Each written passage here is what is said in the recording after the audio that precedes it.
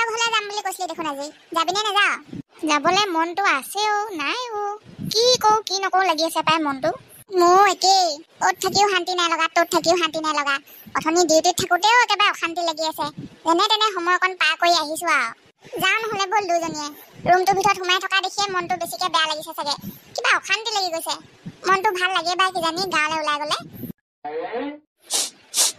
ঐ গেছত কিবা বহাই থৈ আহিছিলে ন তই আজিও গোন্ধাইছে জ্বলি গ'ল হপাই যা আলুৱে বিলাহীয়ে বহাই থৈ আহিছিলোঁ বুলি কৈছিলি নহয় সেইখিনিয়ে হপাই হয়তো আকৌ ভাজিখিনি বহাই থৈ অহা 2 ঘণ্টামানেই হ'ল চেচে আৰু কেৰাহীয়ে জ্বলি গ'লগৈ চাগে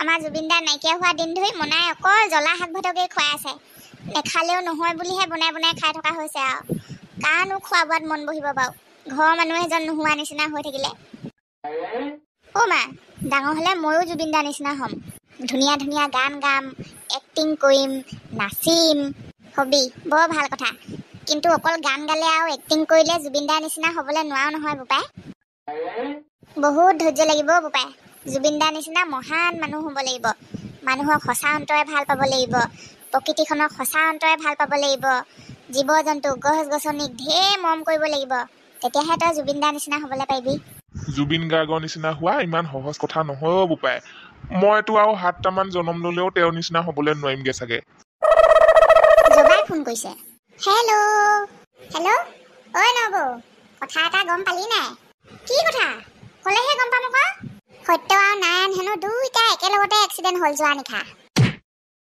কি হোৱা কেনেকে তই গম পোৱা নাছিলি মানে কেনেকে কি হ'ল সেইবোৰ কথা নাজানো বাৰু নাই পোৱাতো নকওঁ কেতিয়া হ'ল বোলে কোনে ক'লে তোক কালি ৰাতিয়ে যে হ'ল সেইখাহে জানো মই অকল বাকী কেনেকে কি কথা সেইবোৰ একো নাজানো এক্সিডেণ্ট হোৱাটো খাটাং কিন্তু আৰু হেনো এক্সিডেণ্টটো গাঁৱতেই বাহিৰত নহয় দুটাই প্ৰায়ভাগ একেখন বাইকতে উঠি ঘূৰিয়ে ফুৰে দেখোন কালিও তেনেকে সত্য চলাইছিলে নাৰায়ণে উঠি গৈছিলে বুলি কোৱা শুনিছোঁ আৰু কোৱা মতে তাৰপিছত সন্মুখত হেনো খা গৰু এটাই আহি উল্টা পুল্টা লগাই দিলে গৰুৱে মানুহে গৈ একেলগতে লুটি খাই পৰিলে হেনো আঁতৰত নাৰায়ণৰ অৱস্থা সিমান ভাল নহয় বুলিও কোৱা শুনিছোঁ হয় নে নহয় নাজানো আৰু ঈশ্বৰ বৰ ডাঙৰ কথা হ'লচোন এইকেইদিন কি হৈছে হয় অকল হুৱে বাৱে ওপৰে তলে বেয়া খবৰবোৰ শুনি থাকোঁতেই দিন গৈছে তই অকণমান ৰ দে তেতিয়াহ'লে সত্যলৈ ফোন এটা কৰি চাওঁ যোনে ৰিচিভ কৰিলেও কৰিব খবৰ খাতিকে সুধিম আৰু খবৰটো পাই মোক জনাবি হ'ব দে গাঁওখনত আজি মানুহ এটাও দেখি পোৱা নাই ইমান দুবাত আহিলোঁ বৰ নিজম পৰি আছে পাই ইমান চেঁচা লাগিছে ন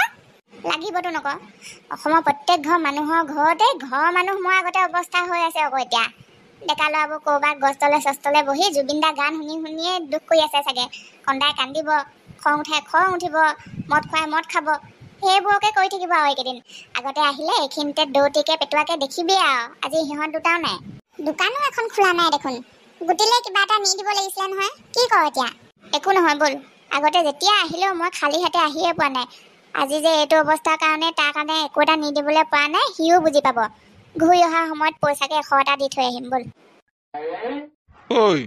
ঐ বিপ্লৱ এনেকে তই খোৱা বোৱা এৰি দিলে নহ'ব নহয় জুবিনদা নাইকিয়া হোৱা দিন ধৰি তই এইভাগে আছ নহয় মদ পানী খাই খাই একো এটা নকৰো নেমেলো চাচোন কেনেকুৱা কৰি পেলালি নিজকে ক্ষীণাই থাকিলি তই খবৰ আছে ঐ বিপ্লৱ শুনিছ নাই তই মই কি কৈছোঁ তই নিজৰ কাৰণে নহ'লেও এতিয়া মা দেউতাৰ কথা চিন্তা কৰিয়ে ভাত মুঠি খাই লচোন তাৰপিছত বাৰু বাকী যি কৰ নকৰ তোৰ লগত কথা যেন তেনে ভাত এমুঠি খাই ল নৈ কিনালৈকে ওলাই যাওঁ ব'ল দুয়োটাই সুখ দুখৰ কথা পাতিম মনটো ভাল লাগিব নেখায়ো হবুনা নেখায় পগলা হৈ থাকিলে আৰু মোৰ ল'ৰাটো ইমান মই ভৰি হাতে ধৰা আগতে ধৰিছোঁ বোলো ভাতকেইটা নেখাওঁ যদি নাই দালিকণকে ভাজিকণকে খাচোন পেটত কিবা এটাতো পেলা অন্তত নাই সেইভাগে বহি আছে তললৈ মূৰটো কৰি মোৰ মুখলৈও নেচায় আনকি বাপেকেও কান্দি গৈছেগৈ যোৱাকালি ল'ৰাটো কি হৈ থাকিলে বুলি ই আকৌ পগলাই মুখৰ মাত এখন উলিয়াই ভাতৰ কাঁহীখন দেখিছ নহয় সেইখন ৰাতিপুৱাৰ পৰা ৰাতিলৈকে সেইভাগে পৰি থাকে আৰু ৰাতি আকৌ কাঁহী সজাই থৈ যাওঁ ভোক লাগিলে ৰাতি খাবি বুলি কৈও থৈ যাওঁ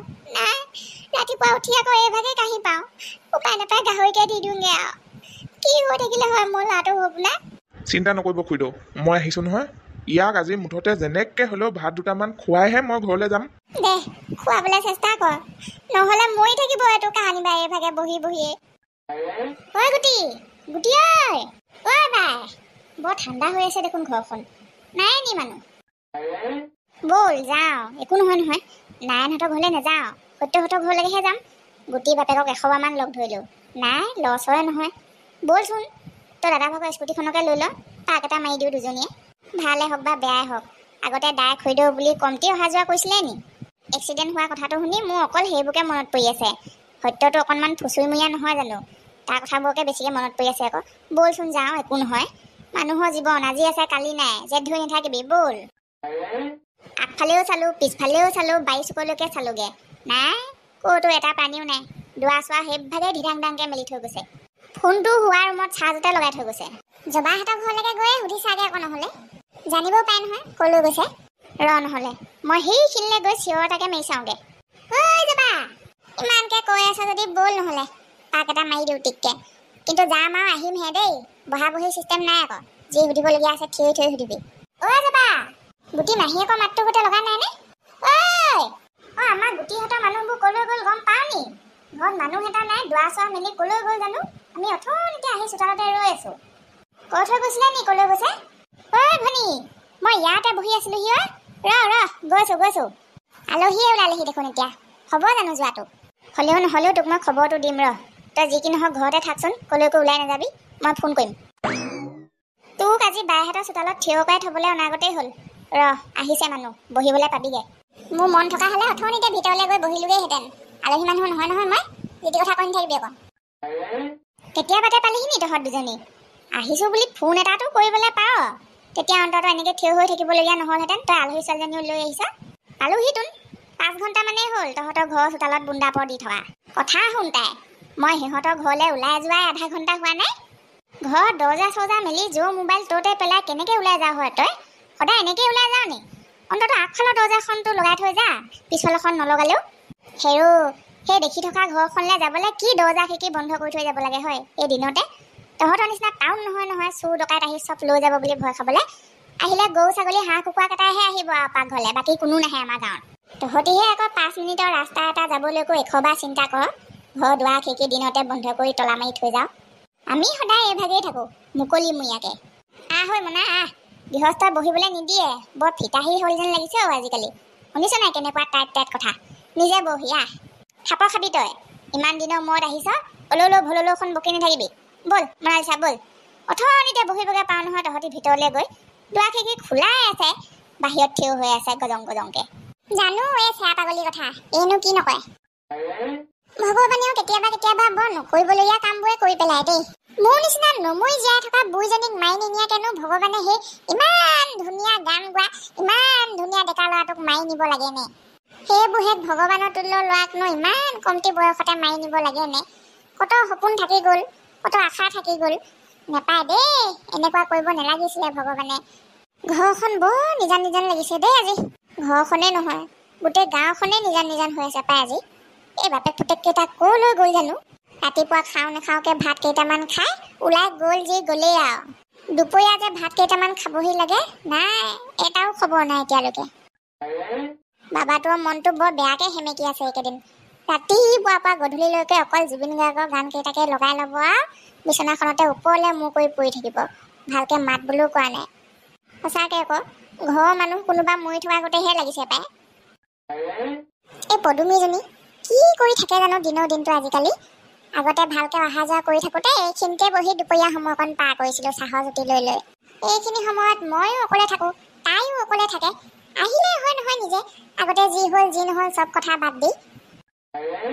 আছে নে নাই নে কেনাই বাইজনী ইমান নিজান আহিলে হয় নহয় আমাৰ ঘৰলৈ এপাক। আগতে যি হ'ল যি নহ'ল চব বাদ দি একেবোৰ কথাকে ধৰি আছে সপাই আজিলৈকে। নে ময়ে গৈ চাওঁ সপাই এপাক। আগতেও বাই বৰকে নাহে দেখোন আমাৰ ঘৰলৈ, মইহে যাওঁ সৰভাগ। যি হওক যি নহওক গৈয়ে চাওঁ আজি। মই আগতীয়াকৈ গ'লে তাই ভালহে পাব।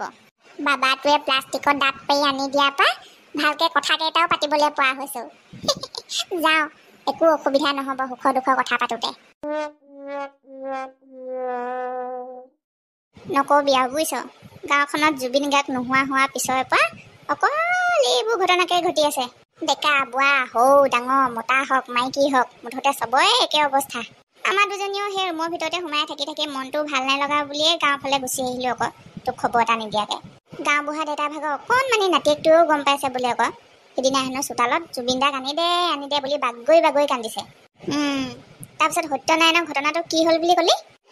আৰু সেই দুটা সত্যহঁতৰ ঘৰলৈকে যাবলৈ মই জবাক লগ ধৰিবলৈ গৈছিলোঁ আকৌ।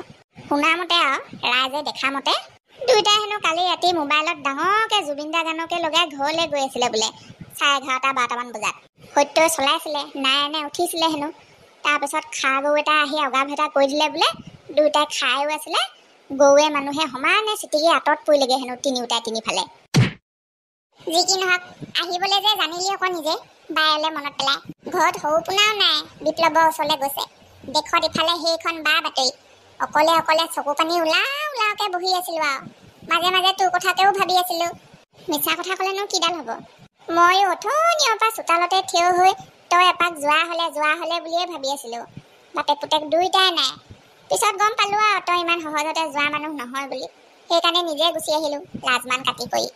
এইবোৰ খিয়লি স্বভাৱ এৰিবলৈ হ'ল আৰু বুজিছ। আমিয়ে যদি দেখুৱাই থৈ নাযাওঁ ডাঙৰ হৈ, পিছত ইহঁতে কি কৰিব বাৰু? ইটোৱে সিটোক দেখোন চিনিয়ে নোপোৱা হৈ থাকিব এইভাগে অহা যোৱা নকৰি। জুবিন গাৰ্গ মৰি গ'ল, গোটেই জীৱনটো চিঞৰি গ'ল ইটোৱে সিটোৱে মিলি থাক বুলি। বেলেগ জাতিৰ মানুহৰ লগতো মিলি থাকিবলৈ কোৱা মানুহটো দেখত আমি নিজৰ গাঁৱৰ মিতিৰ কুটুম্বৰ মাজতে মিলি খাবলৈ নোৱাৰিলে কেনেকুৱা হ'ব বাৰু কথাটো? ভাবি চাচোন। সঁচাকৈ আকৌ কেনেবাই আমাৰ বাবাটো আজিকালি সেইবোৰ কথাকে কৈ থাকে, মোৰ লাজেই লাগি যায়। কিন্তু জুবিন গাৰ্গৰ ঘটনাটো হৈ যোৱাৰ পিছৰ পৰা আমাৰ গাঁৱৰ মানুহবোৰ অকণমান সলনি হৈছে আকৌ বুজিছ। মহাজনৰ ঘৈণীয়েকে পূজাৰ লগত কাজিয়া লাগি নমতা কিমান দিন হ'ল দেখিছচোন। কালি দেখিছোঁ মহাজনৰ ঘৈণীয়েকে পূজাক নিজে আগতীয়াকৈ মাতি লৈছে।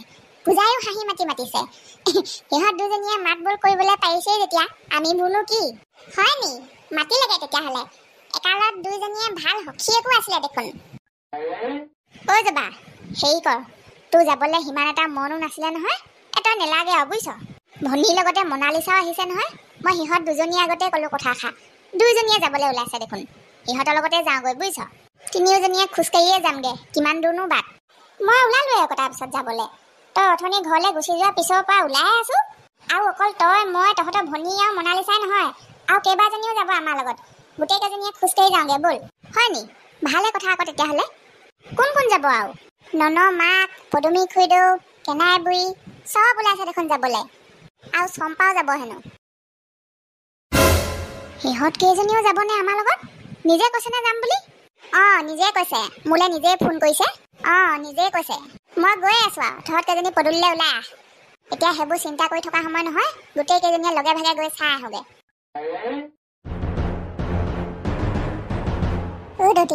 কলৈ যায় ঐ সোপা? ৰামে ৰাৱণে গোটেই সোপা একেলগতে গৈছে দেখোন। জানো পাই, আগে পিছে ময়ো দেখা নাই দেই এই যা কেনেকে একেলগতে ক'ৰবালৈ যোৱা। ইমান ঘূৰি ঘূৰি ডিঙি বেকা হৈ যোৱাতকৈ চাই থকাতকৈ ডাইৰেক্ট সুধিলেই হ'লচোন কলৈ যাওঁ বুলি। সত্যক চাই আহোগে, লগতে নাৰায়ণকো। কালি ৰাতি এক্সিডেণ্ট হ'ল বুলি কোৱা শুনিছোঁ, গম নাপায় নি? ৰাম ৰাম ৰাম, তাকো বোলে যায় সত্যক চাবলৈ। কুকুৰেও মেকুৰী খবৰ ল'বলৈ যায়নে? ইয়াকে কয় পায় কালৰো কাল বিপৰীত কাল, হৰিণাই চেলেকে বাঘৰ গাল।